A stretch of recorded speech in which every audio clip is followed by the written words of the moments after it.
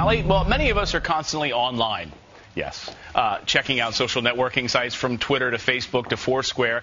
But as more of these sites pop up, your personal information is at risk more than ever before. Michael Fertik is the author of Wild West 2.0, How to Protect and Restore Your Online Reputation on the Untamed Social Frontier.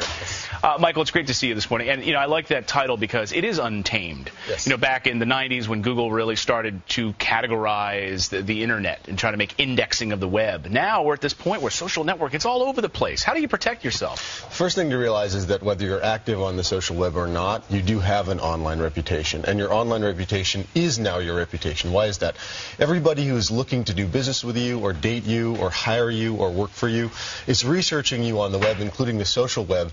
And 5 times as many people believe what they read on the social web than they believe when they read it from a journalist. So it's a very impactful medium for everybody. Yeah, and as we look at, throw some facts here up on the screen, protecting your online reputation, Internet doesn't reflect reality. Right. And that's interesting. Plus, don't share anything you aren't comfortable reading in the newspaper. This is weird because people think when it's in print, it's different than it is on the web. Well, we've all been opted in. Whether we are participating in the web or not, we've all been opted in. So there's a company in California right now that's researching who your friends are on Facebook and other social networks to determine how creditworthy you are. Meaning if your friends are deadbeats, their opinion is you are likely a deadbeat. So how do you protect yourself? First, you want to make sure that you think of everything that you put on the web as a possible tattoo. And you also want to think about the future. The problem's getting tougher. So all the photos of all of us out there in the world that are not tagged with our names, well, as soon as visual recognition technology and facial recognition technology becomes live, which it will, maybe tomorrow, maybe in 2 years. And it already is in many respects with iPhoto and other facial recognition, but just not en masse yet on social networking sites. That's right. All those millions and billions and maybe even trillions of photos eventually will be tagged with our names.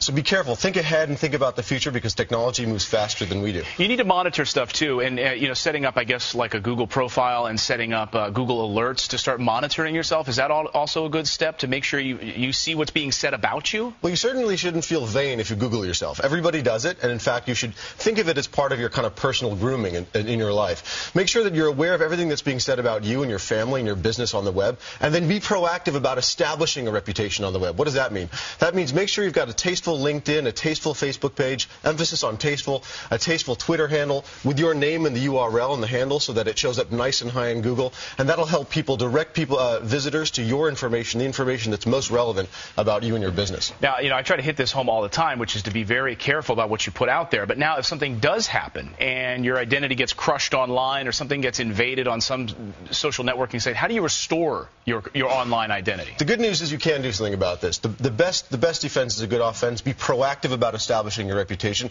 If something does happen to you, if you are slammed, you want to do everything you can to take control back over of your top 10 Google results. Why? Because your top 10 Google results are effectively your resume in today's world. I see up there on the screen, if we can put that back up there a second, Sterling, you say consider info that's easy to find, or control info that's easy to find. How do you control that info? So the first thing you want to do is whatever you publish content about yourself, you want to make sure it's very Google friendly. So if you have a blog, put your name right there prominently in the blog so Google picks it up. If you have a website, make sure the name of you or your business is in the web address of your website so that Google finds it and identifies it very closely with your name so it shows up nice and high in the search engines. And also go out there and create your own Google profile. People don't even know they exist. Go to, I think, profile.google.com and you put in your own profile. So when someone Googles you, Michael Fertik pops up there with the information you put out there. That's right. And you want to make sure that you claim your virtual real estate because there's a lot of virtual squatting that's happening now too. Yeah. So go claim your profiles on all these profile sites like Google Profiles before someone with your name or someone who doesn't mean and you does very it for well, you, yeah. Does it for you, exactly. Michael Fertik, the book is Wild West 2.0. Check out the book. Nice to see you this morning. So nice to be on the show. Thanks so much. Coming up on the show.